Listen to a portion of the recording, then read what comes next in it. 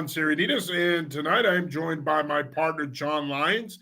Jake Hamilton is scheduled to join us, and if Jake can jump on with us, he'll join the conversation. If not, then hey, you guys can feel free to join the conversation.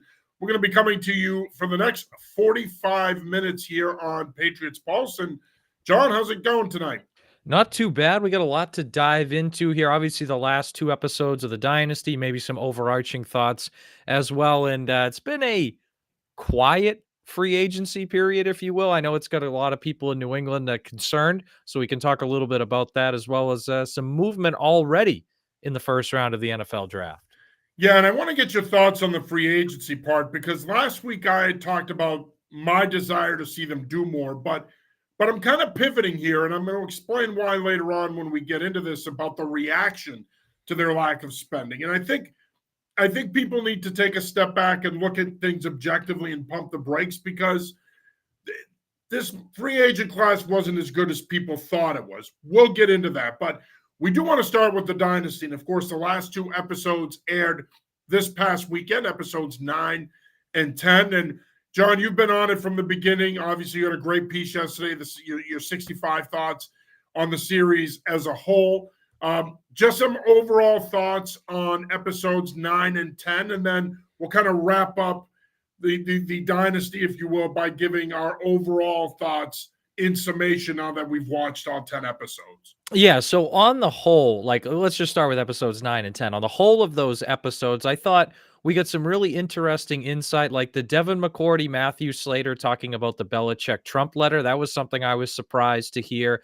It was eye-opening to me to hear Matthew Slater say when Tom Brady wanted something, he'd ask Slater to go to Bill, and the Alex Guerrero thing. And then, of course, all the stuff about how it ended. And I thought Robert Kraft, I found it interesting. He said that if Bill had left, Tom would have stayed, and that he believed that. And essentially he chose Bill over Tom. I thought that was some great stuff. I thought you got some good archival footage in there. As far as what I was, frustrated to see there, I think they left out parts of the contract squabble with Brady, which I think made a massive difference in that. They didn't really get any thoughts from Belichick, on the Jimmy G trade, which I thought was unfortunate. And then Kraft saying that the Malcolm Butler benching was something personal. And I appreciate Kraft's honesty about, hey, that's what he heard, but that also leaves it open to a wide array of interpretation, which I think is kind of unfair. And I think there's been several moments in this documentary series that have been unfair to Bill. Now, there's been some great compliments of him, especially in the early episodes about sticking with Brady, the Matt Castle episode, the Malcolm Butler interception in Super Bowl 49 talks about that. But there's been several instances where I think they've been unfair to Bill. And I thought that was another one kind of there. And they also, like at the end of episode 8, when they beat the Falcons, come back from 28-3, there was a quote in there from Nor Princiati who said, that was when Tom kind of changed, because he wasn't the kid who didn't get picked anymore. Now he's the greatest. And I wish they had explored that a little bit deeper, because I think that, as well as Giselle, and I'm not trying to just make her Yoko Ono, but that as well as Giselle had an impact on him leaving as well. And I would have liked to have seen maybe a little bit more diving in there. And overall, though, episode 10, like the story about how Brady left and the stuff after, like that was really good. I love the Pioli comments at the end as well. So a lot to like, but some things that kind of left me hoping for a little bit more, and some things that left me a little bit frustrated as well. Yeah, I would agree. I would echo those sentiments. Going back to episode 9, why even open with the Trump thing? I get especially, and I'm sorry to cut you off, John, but it also reminded me to follow up, like when they opened a couple episodes before with the Putin Super Bowl ring story, right.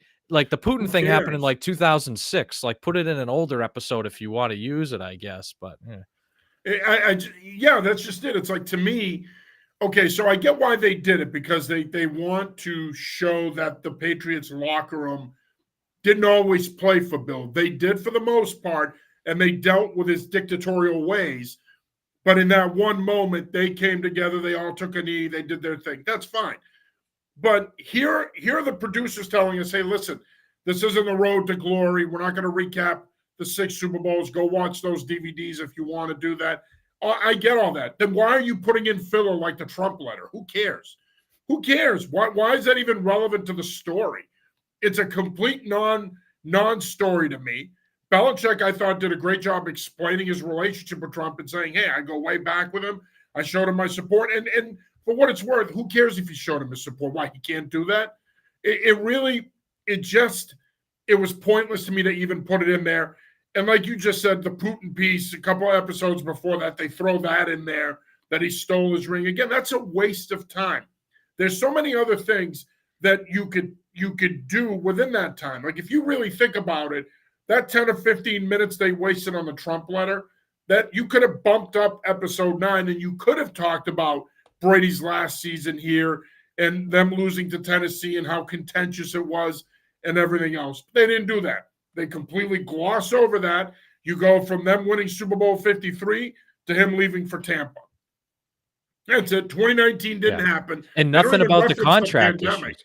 Like Right. nothing, and that was Nothing. that was a huge sticking point. Like for years, he was getting lowballed, and that's, by the way, something that was deserved to be critical of Bill and Kraft, that they collectively, and I know Bill was in charge, but Kraft never stepped in. They collectively lowballed him for multiple years, and I think it's, look, he might have been sick of Bill's coaching style. He might have wanted to try something else, but you can't tell me that if after Super Bowl 52 or 53, they offered him a 3-year, $75 million deal, he wouldn't have signed it. Like even his sister in the documentary said he always loved New England and didn't think he'd leave. Right. I agree with you. I mean, I think had they come to the table with that type of contract, $25 million a year at the time, I think he takes it. And I think he probably finishes his career here. Although I will say this, in episode 10, obviously he explains why he left. When he left in 2020, I said this to everybody within an earshot. I said, look, he didn't want to be here anymore. It was over.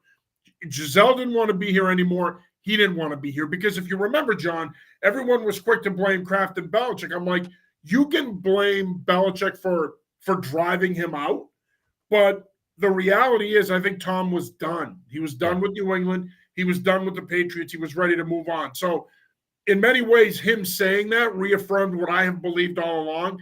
People spent so much time after he left trying to make it about his relationship with Belichick, and it's all Belichick's fault. I'm like, he didn't want to be here anymore. And who's to say? Here we are saying that he would have taken the 3-year, $75 million deal, but there's no guarantee he takes it. It was well documented, if you remember, she didn't want to be here anymore. Yeah. She was done with living here. She was done with the Patriots. She was done with the way Belichick was treating her husband. That, of course, was a talking point in episode 10.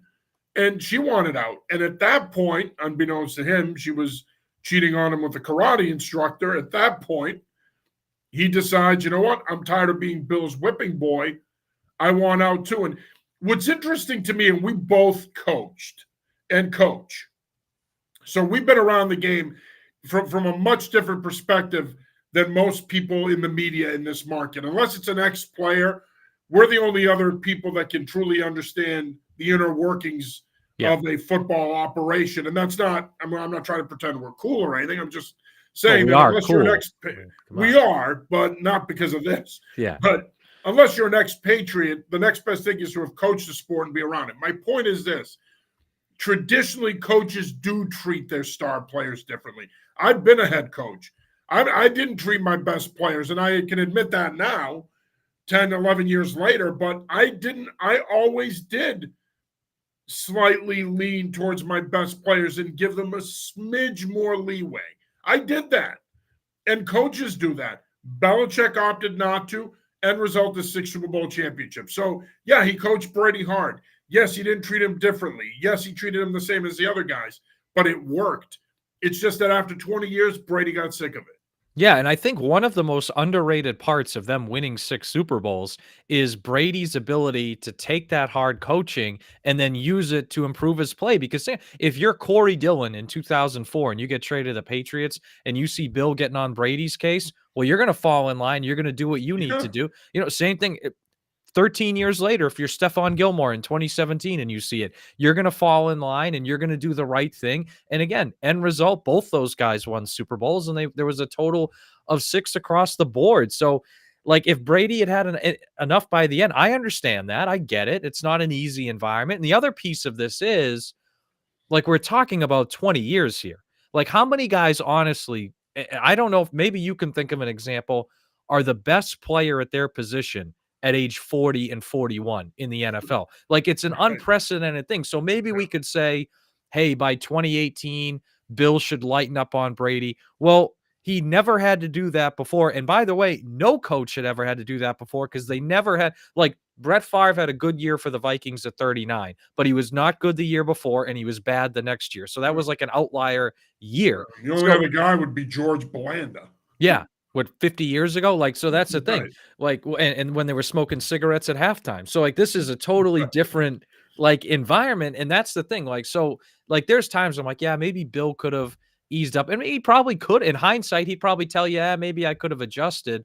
But at the same time, it was an unprecedented situation. I mean, how many guys are the best in the league at 38, let alone 40? I mean, Brady won an MVP in 2017 at age 40. Like, it's just, that's the thing about it. Like, Brady had like teenage children by the time he left the page. Like, that just doesn't happen with pretty much any other NFL player. So it's also a really unique situation that, to be honest with you, if Brady had retired after 28-3, we never would have been talking about any of this. No, we wouldn't. The other thing that I thought was interesting about episode 10 was the fact that they referenced, after they beat the Rams in Super Bowl 53, they talked about this idea that, all right, Belichick had gotten his fastball back. He was back to being the genius. He shut down that vaunted Rams offense. That was a good offense. They made him sound like the greatest show on turf and the 49ers of the 80s. They were a good offense. They weren't like this all-time great offense, but nonetheless, the Patriots shut them down, and they alluded to the fact that there was a belief within the organization that he had gotten – see, he's still the driving force here. Yes, Brady's Brady, but Belichick is still the brains behind this operation, and he proved it by shutting down this vaunted offense and beating the Rams to win a 6th Super Bowl. And my feeling at that moment, John, was that Super Bowl in many ways gave this organization a false sense of security, because it lulled them into thinking, A, we could still operate the way we're operating, and B, you know what? This is Bill's show. If Bill, as long as Bill is here, the Patriots are going to be good. It became the Tom Landry mentality. That was a mentality in Dallas, that I could get rid of Staubach, I could get rid of Danny White, and it's not going to matter because the system is in place and I'm here. And as long as those things are in place, we're going to be good. Belichick had kind of adopted that mentality. And then once Brady left, and to quote the late, great Toby Keith, he ain't as good as he once was. Yeah, and it's something that, like, would you forget 2 weeks before when Brady went toe-to-toe with Mahomes in Kansas City and won in overtime? Like, and this is fun. Like, I felt that playoff run, the way it unfolded, was such a great encapsulation of both of those guys. Because you look at that Chargers divisional round game, Chargers come off a big win over Baltimore. They come in. What do the Patriots do? They game plan around the Chargers' lack of guys in the front seven. They run them over. Brady makes all the plays when he needs to, but it's great coaching from Belichick. It's great play when he needs to from Brady. Then the next week, they totally befuddle the Chiefs' offense in the first half. Great job by Belichick. And then when the Chiefs turn it on, Brady does what no other quarterback in the league can do. And by the way, no other quarterback has really done this in the last 5 years. He goes toe-to-toe with Mahomes and KC, and he wins in overtime in the AFC Championship Joe game. Burrow's the only guy to do it. Yeah, and even that, it wasn't like they were going Brady. And even that was the Chiefs messed up that end of the first half situation. Not to digress here, but like Brady went toe-to-toe with Mahomes. And then in the Super Bowl, Belichick shuts down this Rams offense. But then the single 2 biggest plays of the game, one is a pass breakup by Jason McCourty, which is great. But then the other is Brady's throw to Gronk, which is unbelievable. So, like, that was, if anything, that should have shown Kraft, hey, it's both of these guys. Like, hey, you can get so far with one or so far with the other, but they don't win that Super Bowl without both of those guys being at the height of their powers. No, I agree. And of course, Kraft talked about the fact that he wishes that he could have found a way to keep both of them. But then he also talks about the fact that he was barely keeping it together. So I think that that's an important part of it to me. One point that was made that I find interesting is just talking to people after episode 10 was, what would the reaction within the organization be now if Belichick were still the coach? Now that all of this stuff has come out. Because remember, a lot of these interviews were done last offseason. And so what would the feeling around the organization be now that all this stuff is out?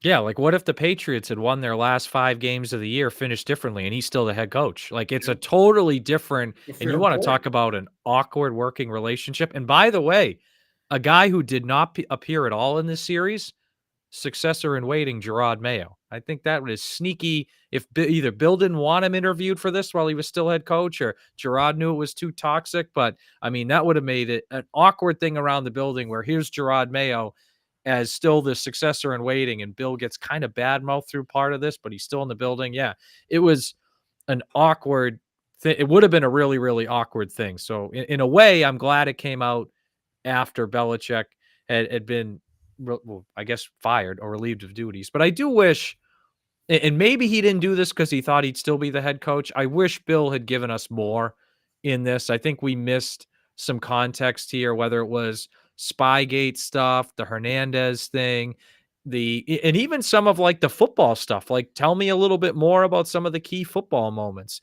right? Tell me more about the comeback against Atlanta. Tell me more about the game plan against Yeah, the Rams. I After agree. episode He 3, did he the didn't want to whole be part of this. Belichick. Yeah, he did the whole Belichick Yeah, shtick, which which this was not his opportunity to me to really open up and be honest about some of the biggest moments in that yeah. run, especially the Butler situation. Now, I think that the reaction to Butler not playing in that game is so over the top because it doesn't mean even if he plays, there's no guarantee they win. I mean, I know he was their best defensive back that year, one of their best defensive players, but people need to relax with this notion that had he played, they would have won. Well, there's no guarantee. I mean, let's give Doug Peterson and that Eagles coaching staff and those players some credit. They did a great job. They had a great plan. So let's not take it away from them because we believe that the Patriots, it's their divine right to win it every year. The reality is, yeah, he would have helped, and maybe they don't convert as many third downs as they did. Maybe he breaks up a pass play and they get off the field in a key situation. But I just thought it was interesting that here was his opportunity to at least shed some light on it. Yeah. And he has no interest in it. And I think this is part of the reason why the Crafts ultimately decided to move on, John. The shtick just got old. The act wore thin. They were done with it. They wanted their team back. They were ready to move on with this whole curmudgeon-y, lack of transparency routine. Yeah, I would agree. And it's and to be honest, if Bill Belichick was a little warm and fuzzier, he might have got away with 4-13 and he'd still be the head coach. Yeah. And I'm not saying that's right or wrong. I just think that's the reality of people and how they interact in workplaces over time. I really think now, if he was more warm and fuzzy, maybe they would have won 4 Super Bowls instead of 6. So, I guess that's a trade-off. But Right. another thing I think is important, John, and we would talk about this off air a little bit as well. Scott Pioli's final comments that the Bill versus Brady thing is disrespectful to all the other people involved. And I agree with Scott Pioli here that discourse, like if you want to tell me Tom Brady was the most important person and Bill Belichick was a close second, fine, I can accept that. But to act like it's only those two guys when we're talking about, the best offensive coordinator in the league for most of that run in Josh McDaniels, great defensive coaches, the best offensive line coach in the history of the NFL and Dante Scarnecchia. And how about all the great players? I mean, you got Tyler and Richard Seymour and Randy Moss already in the Hall of Fame, right? You have Darrell Rivas is already in the Hall of Fame, and all these guys that are going to be Hall of Famer. And I mean, we could sit here and do a list of probably 50 guys that either are Hall of Famers from that dynasty or at least elite level players while they were here. And I think to just boil it down, and I know it's easy, right, when you're on talk radio or you're talking to just go back and forth, but like to leave out all those guys, I think is just such a slap in the face to all them, because you can have a great head coach and you can have a great quarterback, but if everything else around them is not good enough, even that will not win you a Super Bowl. And if you want a contemporary example, Andy Reid is great. Patrick Mahomes is great. They have Travis Kelce and Joe Tooney and an elite level defense as well, and that helps them win Super Bowls, right? Are they the driving forces? You bet. But that's the thing, and I think Pioli is 1,000% right on this, that when people say it's only Bill or Brady or one or the other, it's just a slap in the face to the literally hundreds of people that made the 6 championships happen. Yeah, no, I agree wholeheartedly, and I've always found that debate to be disingenuous. I've always found it to be stupid because I don't believe that Belichick has the success he has without Brady, and I don't believe Brady has the success he has without Belichick. Which, by the way, sorry, they both said that in this documentary. Right. Yep. And I thought, the thing about Brady is after he left here, I thought he completely mishandled it. No, he was still playing. He was in Tampa, but he mishandled the departure in many ways. You look at Aaron Rodgers, leaves Green Bay, still calls himself a Packer for life. I'll root for the Packers unless we're playing them. Openly said he was rooting for them in the playoffs. Talks to Jordan Love on a weekly basis. Like, he gets it in that sense. He saw how it went down with Favre. He knows how much it hurt the people of Green Bay because they revere their Packers. The Packers are everything to that city.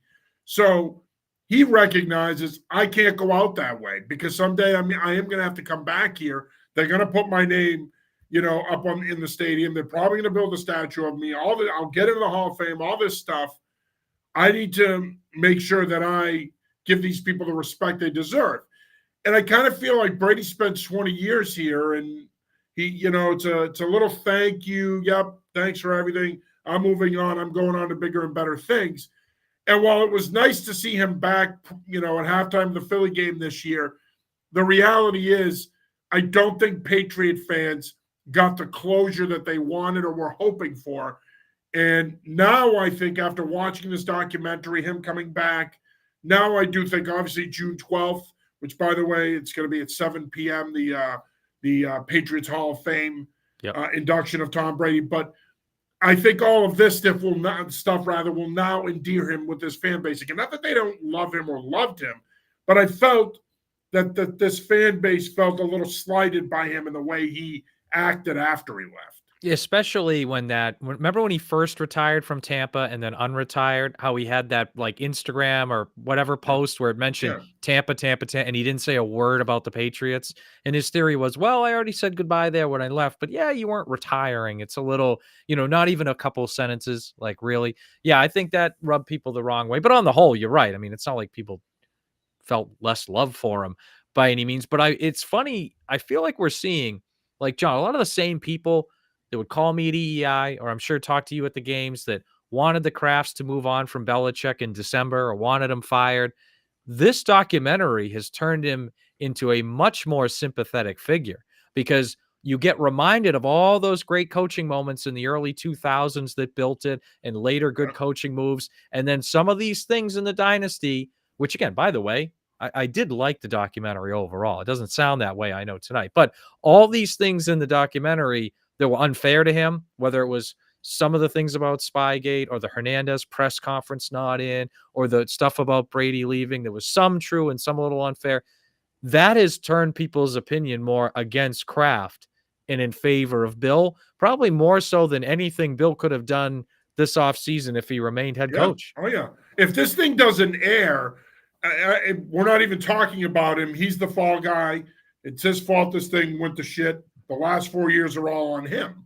But I agree with you wholeheartedly. This has made him a sympathetic figure now. It's amazing how many people, whether it be on social media or in person, come to his defense when the topic of the dynasty comes up and how he's being portrayed. But look, it's not just the everyday fan who watched this series that has that opinion. NFL Films did not support the documentary because they didn't agree with the portrayal of Belichick. There were people around the league that did not watch it or support it because of the portrayal of Bill. So, and I would tend to agree. Listen, was it a, quote, hit piece? I don't know if I'd call it a hit piece, but whatever the next level beneath that is, that's what it was. And so it didn't exactly paint him in the best of light, especially from episode 5 on. And the thing that really bothered me more than anything, John, is the implication that him not trading Aaron Hernandez ultimately led to what happened. That is bullshit, in my opinion. It is 100% bullshit, okay? Because what, was he supposed to know that 2 months later he was going to murder Odin Lloyd? No. He didn't want to trade him because he's like, listen, we've invested a lot of time, resources, money into you. We're going to help you. We'll offer you more security. We're going to be there for you. You're one of our best players. We want you here. I'm pretty sure that 9 out of 10 coaches, if presented with that situation, would do the same thing, would offer the same things. So this idea that they wrap up that episode by trying to insinuate that had he traded him at the combine, maybe this doesn't happen. Okay, so he doesn't murder Odin Lloyd. He murdered some poor soul out in Seattle. I mean, at the end of the day, no one knew that this was going to happen. No one knew that he was this much of a monster. So Yeah. I didn't like that.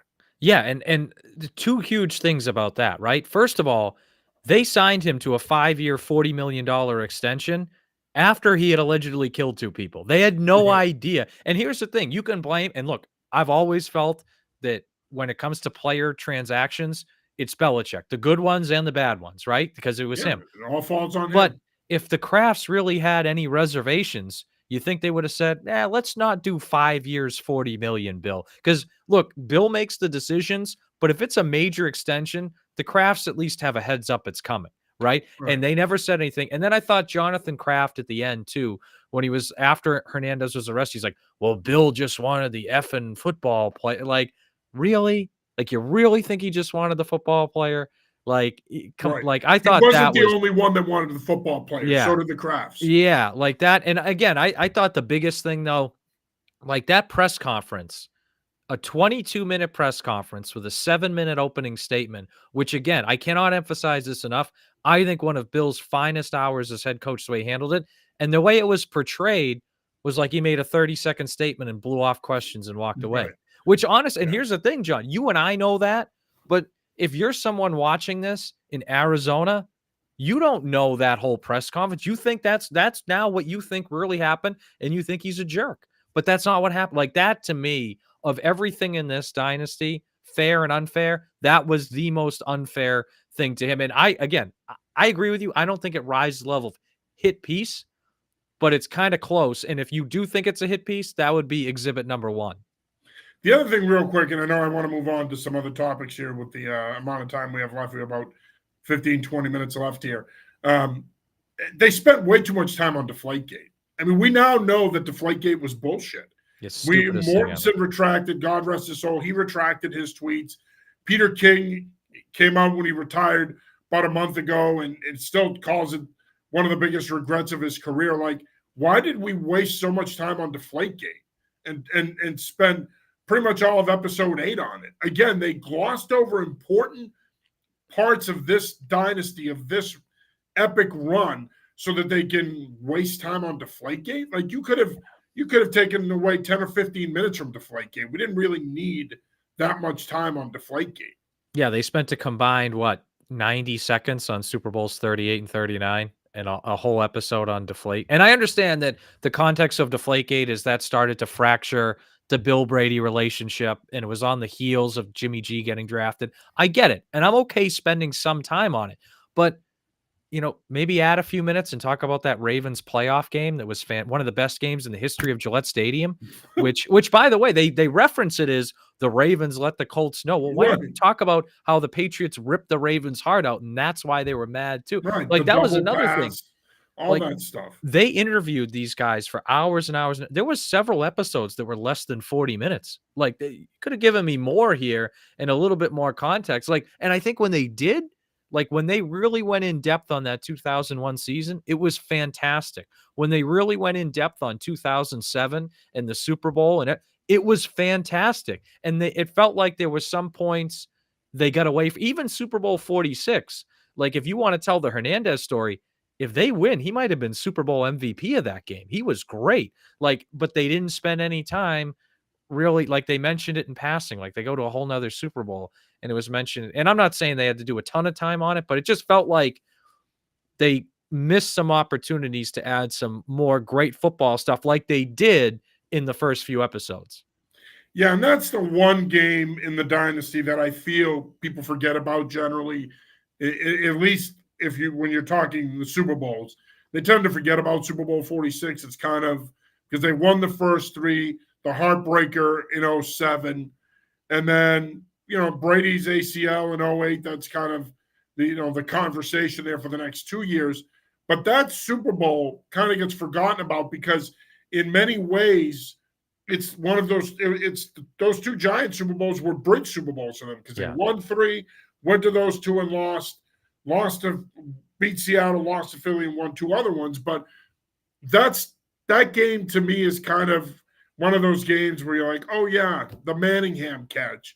Oh yeah, the awkward Ahmad Bradshaw touchdown. To your point, Aaron Hernandez played out of his mind. Could have been Super Bowl MVP if they won. So, but I do think that generally speaking, Patriot fans also try to forget those giant Super Bowl losses. I do. Anyway, yeah, I know I do. And Yeah. it sucks because I hate the New York Giants. I despise them. So it's even worse when you have to listen to them run their mouth and talk about beating the Patriots twice. And it's like that franchise outside of those 2 Super Bowls hasn't done jack squat since the 80s. But okay. Yeah. Sure. And I did think Deion Branch was really good in that Hernandez episode too. Speaking, like looking back on it, I do think a lot of the players they got were candid. And that was one thing I got to compliment the directors on. They got the players, basically everybody outside of Belichick, to be very candid and give a lot of I insight. thought That's Dante why Stallworth was good too. Yeah, and that's why, again, give me 10 or 15 more minutes each episode. Like I would have loved to hear a little bit more. I really thought those guys were just awesome to hear from. No, I agree wholeheartedly. You are watching Patriots Pulse. I'm your host, John Sarianides. Tonight it's just me and WEI's John Lyons, but hey, what more do you need? Jake Hamilton will be back next week. And John, I want to jump to free agency here. Obviously, it's quieted down. We were in the midst of it last Tuesday when we did episode 1 of the offseason. Biggest news this week in free agency is on Sunday, Patriots signed free agent wide receiver KJ Osborne, who is scheduled to meet with the media tomorrow. Former Minnesota Viking, had 3 productive seasons in Minnesota. And I do want to get into people's angst with the Patriots and their lack of spending, if you will, in free agency. But I like this signing. I think he's a guy that could be a really good fit in Van Pelt's offense. He's had good success in Minnesota. He could be a second or third guy you can move around. He can play the F. He can play the Z. He can play the X. I think he's a nice player and a nice fit for them, especially because they need more guys like this, guys that can work all 3 levels of the field.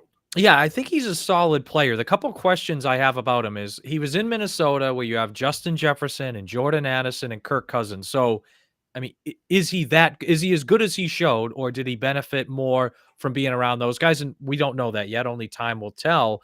But also, again, like he's a solid player, but I don't know if I look at him as being better than a healthy Kendrick Bourne or better than a Pop Douglas. So, or more valuable than Hunter Henry. Like, let's say you want to go 11 personnel. So like you have Hunter Henry out there. So like, to me, like, I think he's a good piece to have, but I think he's more of that depth piece that, like, if Kendrick Bourne's not available, he can come in and fill in and be fine. Or Pop Douglas needs a series off, he can fill in and be fine.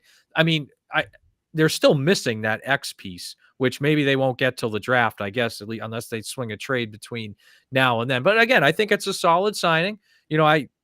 He's probably going to give you more than Juju Smith-Schuster. So it's a solid signing. I think he kind of is in that group to me with Kendrick Bourne and Pop Douglas. I'd probably put them a little bit ahead of him, but I think he's a guy, again, that if they had to be off the field for one reason or another, you can put him in and he'll do fine.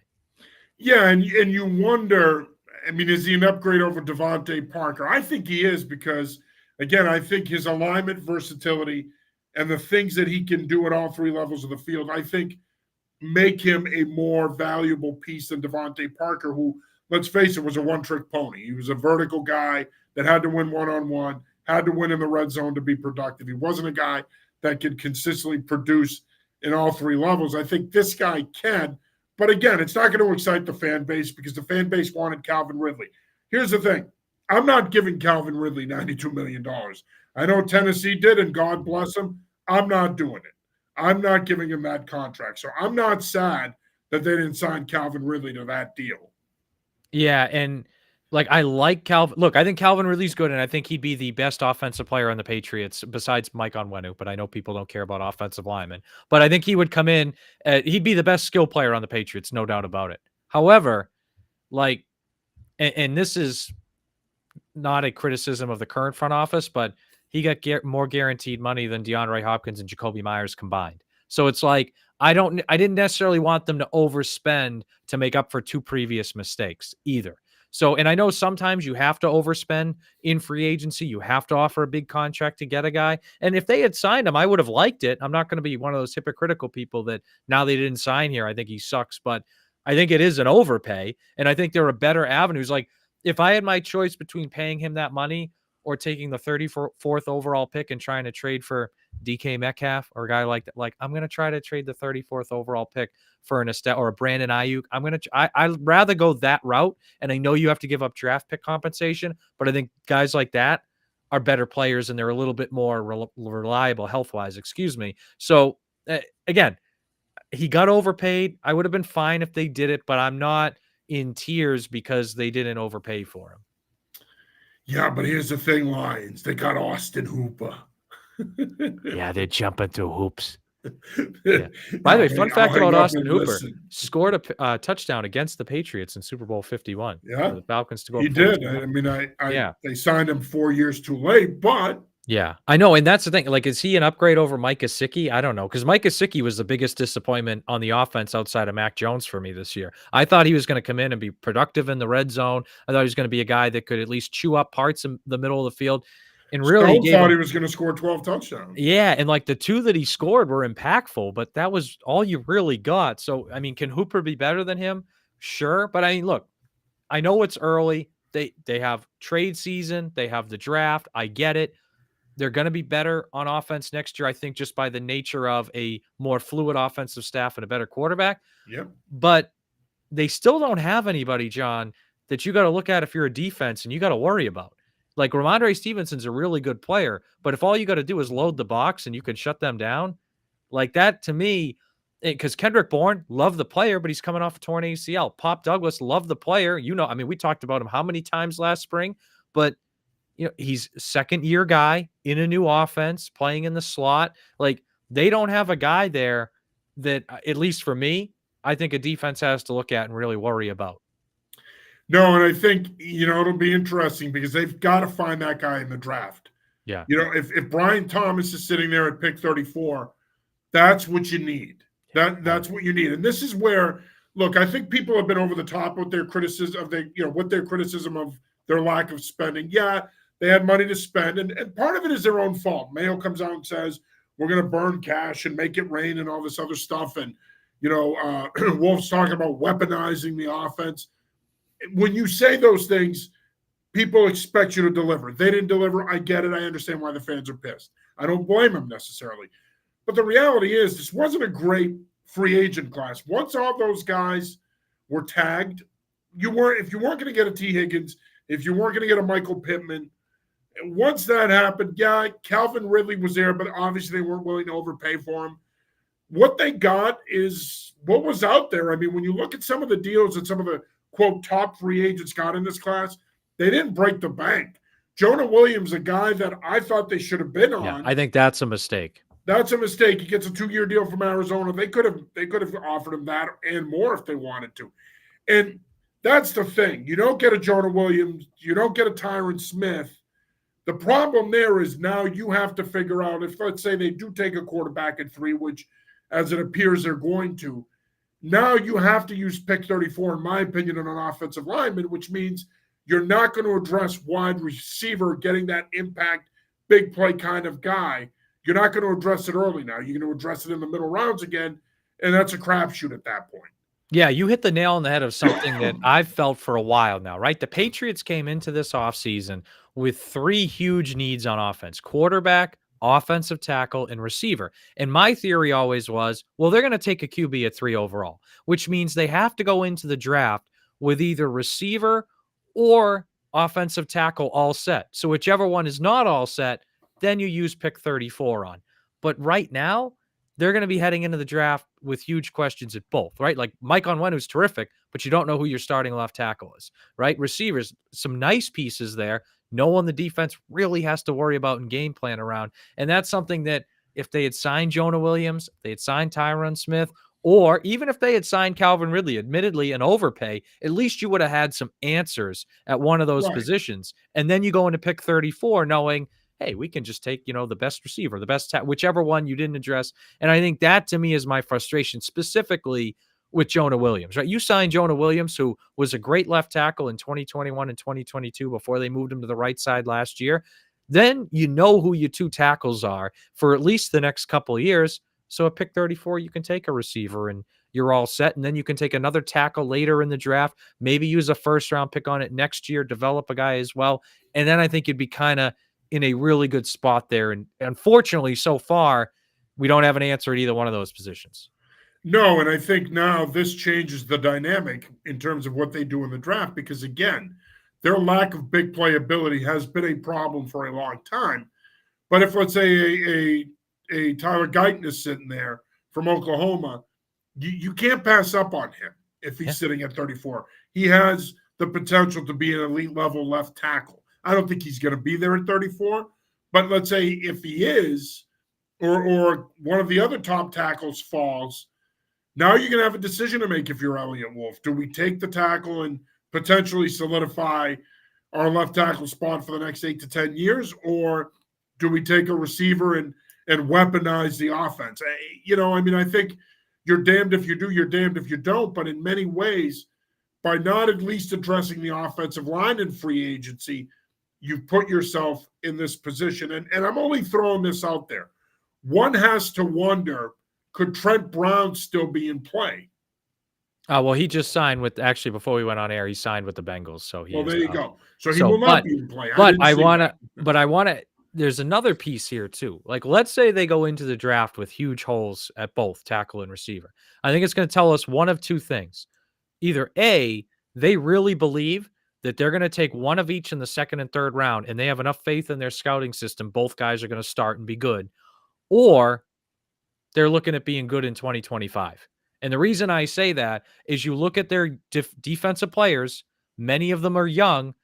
Pretty much all the good young defensive players outside of Kyle Duggar have now been signed multiple, like Anthony Jennings signed for multiple years. They're going to work on an extension with Barmore. Gonzalez was only a rookie. Marcus Jones, I think, has a couple more years left. I could be wrong on that one, but they have a lot of guys with multiple years left. Mike Onwenu just signed for 3 years, right? So you're looking further down the road there. Sidney So started as a rookie. Hunter Henry signed a 3-year deal, right? There's a lot. Kendrick Bourne, 3-year deal, right? There's a lot of guys that you could look at as core type guys on the 2025 roster right now. So, and I'm not saying that's what they believe, but I think if you want to start to read the tea leaves, if they come out of the draft without clear answers at both of those positions, that's what it's telling us.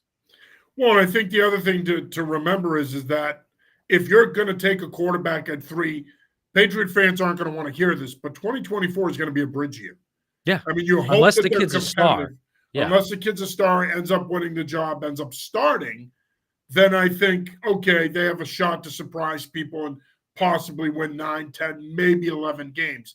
But realistically speaking, if you want to do it right with a young quarterback and develop them, you don't play him if you can avoid it in 2024. Which means now you're hoping that Jacoby Brissett is good enough to help you win 5, 6, 7 games, and you're at the very least you're competitive.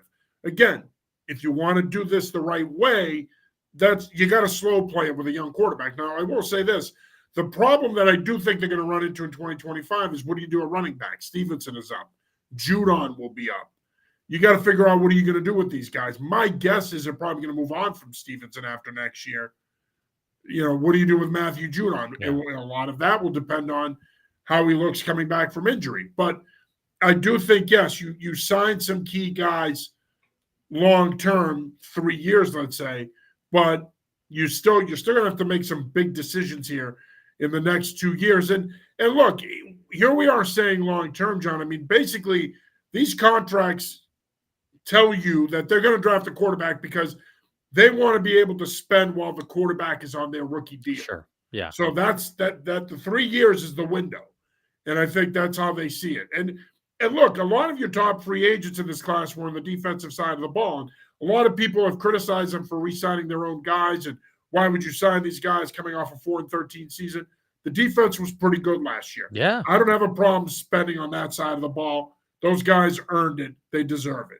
Yeah, no, I agree. Like Anthony Jennings is a really good player. Kyle Duggar is a really good player. So they're keeping those guys. Like I'm okay with them doing that. Same Mike Onwenu, really good player. Yeah.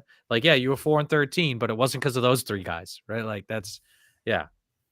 Right, and that's what I mean. So for all the people out there that are critical of them resigning their own guys, well, Onwenu to me was a guy you had to resign. Yeah. Yeah, He was the best tackle on the market. right.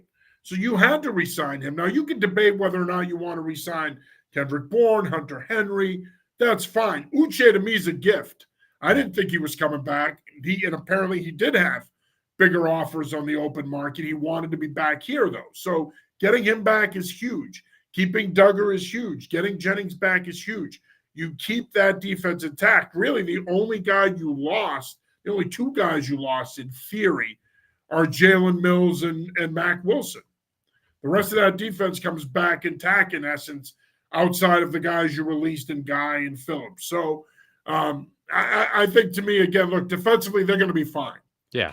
They're going to be fine. I would have liked to have seen them hire a senior defensive assistant like they did on offense with McAdoo, someone like a Steve Wilkes who was out there that could come in and kind of be an overseer and lend some experience. But obviously they believe in the staff they have, and they think those guys could do a good job. Final segment here, John. There was a report on Sunday. Bert Breer reported on NBC Sports Boston. He was making a weekly appearance. Talked about the fact that the Atlanta Falcons at the Combine tried to trade into the top three. All three teams in the top three, the Bears, Commanders, and Patriots, rebuffed them. Apparently, there is, quote, no appetite for the Patriots to trade that third pick. The belief is that they're going to hold on to the pick and take a player. A, do you believe that? And B, do you think that it's a fait accompli now that they're taking a quarterback? Because many of us thought last week after the Minnesota Vikings and Houston Texans made a trade in which Minnesota landed the 23rd pick in the first round, many of us thought that the Patriots could be a prime trade partner with Minnesota possessing the 11th and 23rd picks. The Patriots are willing to trade down. That would be a natural partner. Now, according to Breer, that doesn't appear to be the case. They're going to stand pat and take a player. Yeah, and to me, if they're going to stand there and take a player, I think it will be a quarterback. Because think about it, if you trade down, there's more than one good tackle, more than one good receiver, more than one good defensive lineman, corner. But quarterback, the list is shorter. So if you're going to stay there, you got to take a quarterback. And it tells me that they believe strongly in at least two out of the three guys at the top of that draft. Because otherwise, they wouldn't. If they only liked one of them, they'd probably try to trade up to make sure they got him. But to me, it shows they believe strongly in at least two out of the three, maybe even all three. But yeah, them refusing to move and saying they're going to take a player, I think that means quarterback.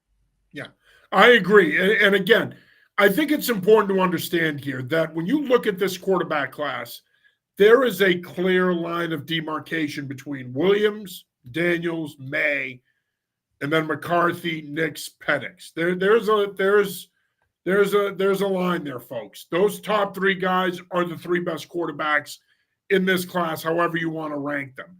And there's a gap between those guys in that second tier.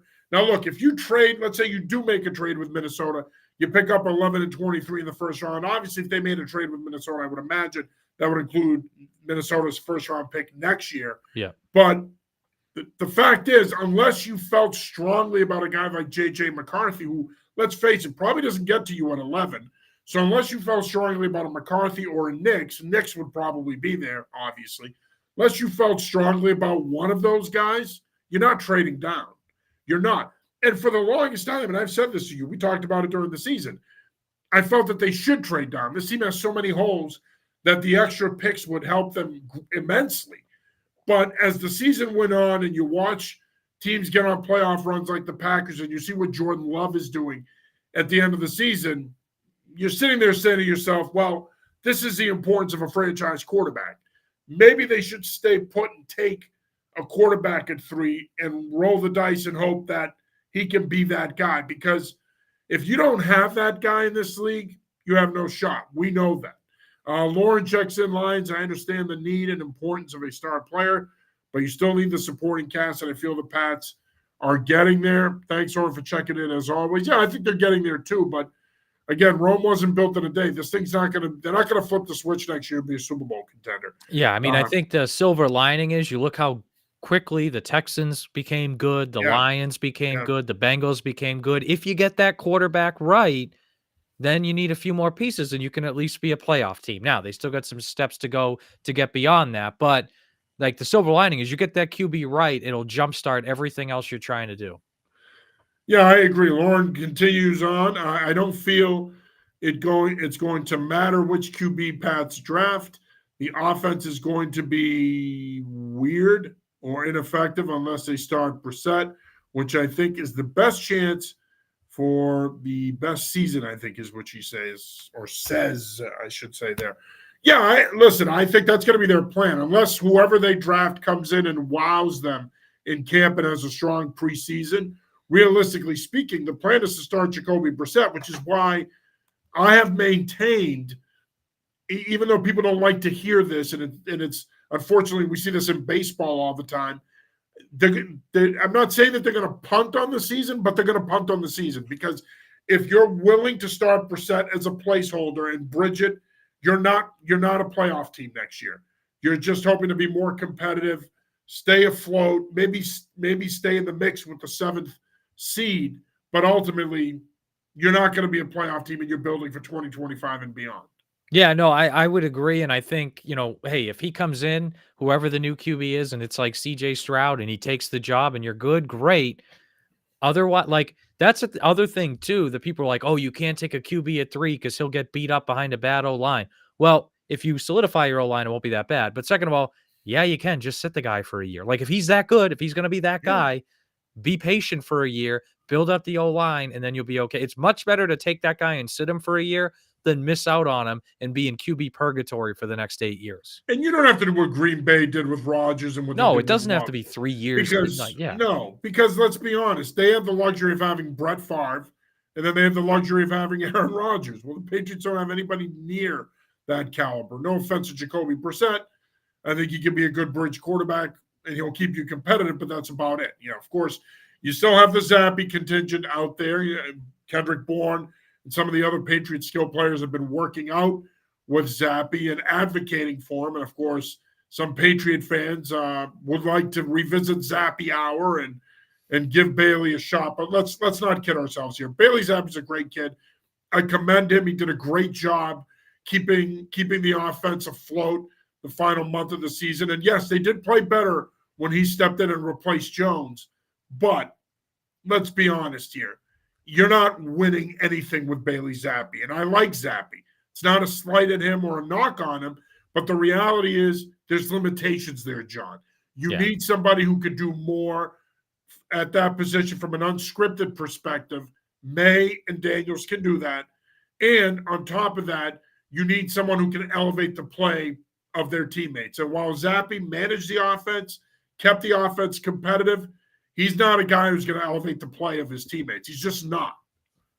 Yeah. So, I mean, if he's my backup, like to Brissett or, helping to mentor I can live with that. Fine. But yeah, I mean, that's not I think he showed what his limitations, as fun as it was, he showed what his limitations are over the last 5-6 weeks last year. Yeah. Yeah. And so that's why they're in this position. And listen, your odds are your chances of landing a franchise quarterback are best in the first round. Yeah. So especially top 3. Right. So you're in a position where you have a good quarterback class. And here's the thing. If they were to pass up on a quarterback this year, next year's class, I think, is deep, but you don't have the elite level talent at the top that you do in this class. So you've got to take one now that you're in this position. But it is a cautionary tale, because look at that 2021 quarterback class. It's amazing. That was a class that a lot of people felt 2018, 2021, those two classes were going to be the next great wave of franchise quarterbacks. I mean, I don't think any of us saw this. Instead, it's 2020 with Burrow and Herbert and Tua. That's the one that's the great one. Yeah. Yeah. I think a lot of people thought 18, 20, 21, that was going to be those 3 classes were going to be the next great wave of franchise quarterbacks. You got it in 18, you got it in 20, but you didn't get it in 21. And it's hard to believe how bad that class ended up falling on their faces but I'll say this, John. I think when you look at it now in retrospect, none of those guys, with the exception of, you could say, Trevor Lawrence, and it's easy to say because he's still there, but none of those guys went to a good situation. None of those guys went to a situation where they could succeed. Jones, even though he had a good rookie year, he was not in a situation here where he could succeed. Trey Lance was not a scheme fit in Kyle Shanahan's offense. That was a bad pick. Zach Wilson, it's the Jets. They effed up Sam Darnold. Only the Jets can screw up 2 top 3 quarterbacks in 3 years. Well, they managed to do it. So Justin Fields goes to a bad situation in Chicago with no skill, bad management. So in their defense, yes, 18 and 20, those guys are franchise quarterbacks that were taken in the first round. But when you look at this group, and again, this is a cautionary tale, you need to end up in the right situation. And the guy's got to be the right scheme fit. You can't fit a square peg in a round hole. You can't do it. You got to get the right guy. And so one of the things we've heard people saying is, geez, I don't want to see them force it and take a guy here that doesn't fit. Well, it's up to Van Pelt and this offensive staff to make him fit. But the bottom line is, if you're going to take a guy, if you're not willing to adjust your scheme to play to their strengths, don't take him. And I think the 2021 draft class is proof of that. Yeah, and even Trevor Lawrence went to a bad situation. That was the Urban Meyer year. Remember, I mean, they had to fire Urban Meyer midway through the year, and now it's a good situation. All of them went into a bad situation. Yeah, I mean, now it's good, but initially, even that was, and just look at Justin Herbert. Yeah, he didn't go into a good coaching situation, but great talent around him situation. At least Tua went to, he had Brian Flores at first, and then he goes to Mike McDaniel, 2 good coaches, and then he gets, of course, Tyreek Hill and Jalen Waddle. Joe Burrow goes into a good situation. It gets better with Jamar Chase. It makes all the of course, the guy's got to be good, but it makes all the difference if they go into a better situation. Yeah, and so, again, you hope that more than likely it's going to be either Daniels or May, depending on who's sitting there at 3. You got to make sure that you put the right pieces around him. And look, you can criticize Belichick for making the decision to start Jones over Cam Newton. I think in retrospect, it was a no-brainer. Yeah. And Jones certainly proved he could be the guy potentially after his rookie year, but we know what happened after that. But in this case, if they do take a quarterback at 3, and again, all signs are pointing to that, just make sure you do it right. Handle the position the right way. Even if you have to take it on the chin a little bit next year, no one wants that. It's probably going to mean a couple of brown paper bags and some empty seats. But if you do it right, you could potentially have a franchise quarterback after that. John, I want to say thank you for taking the time, man. Really appreciate it. Great talking ball with you as always, my friend. Awesome. Yeah, I'll see you next Tuesday night. Yeah, we'll be back next Tuesday night. We're going to start getting into the draft stuff next week, folks. Now that free agency is in the rearview mirror, we're going to start our positional previews.